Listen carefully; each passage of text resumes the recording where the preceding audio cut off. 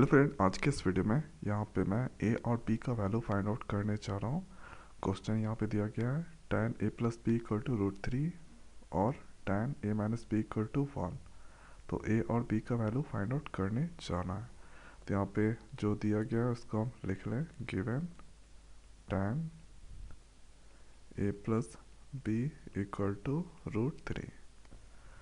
तो यहाँ पे मुझे पता है tan 60 का वैल्यू होता है √3। तो यहाँ पे cot 30 का ही वैल्यू होता है √3, लेकिन यहाँ पे tan है इसलिए ये टर्म को लेना है। तो यहाँ पे हम लिख सकते हैं tan a plus b equal to √3 की जगह tan 60। यहाँ पे tan है, ये वाला टर्म है, तो ये दोनों टर्म को इक्वेट करना है। ठीक है, तो a प्लस बी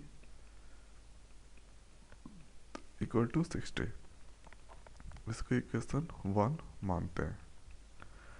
अब अगला जो चीज़ दिया गया है tan a minus b equal to होता है, यहाँ पे 1 है। तो यहाँ पे आपको पता होना चाहिए cot 45 का वैल्यू होता है 1 और tan 45 का वैल्यू होता है 1, लेकिन यहाँ पे tan है तो ये वाले टर्म को लेंगे। तो यहाँ पे हम लिख सकते हैं tan a minus b equal to tan 45। उसके बाद ये यहाँ पे tan है, यहाँ पे tan है, ये टर्म को इक्वेट करते हैं। तो ये हो गया a minus b equal to 45, इसको इक्वेशन 2 मानते हैं। अब यहाँ पे इक्वेशन 1 और 2 को ऐड कर देते हैं। तो यहाँ पे लिखिए एडिंग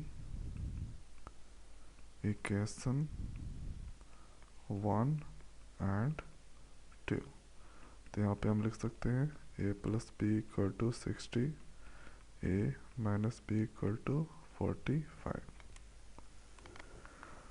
तो यहाँ पे ऐड कर रहे हैं, तो ये ऑपोजिट टर्म है, प्लस माइनस में ख़त्म, a प्लस ए, ये हो गया 2 है। 60 प्लस 45, तो इसको लिख सकते हैं 2 इंटू,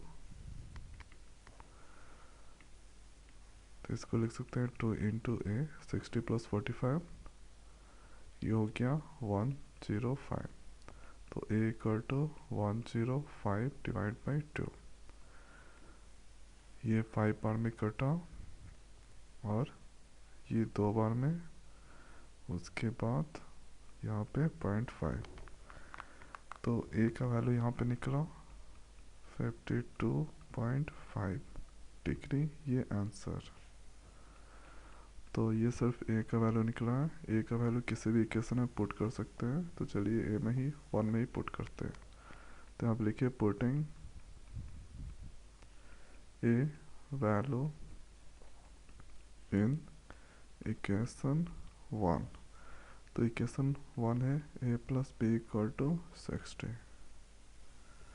तो यहाँ पे हम लिख सकते हैं a का वैल्यू है 52.5 प्लस b इक्वल टू 60।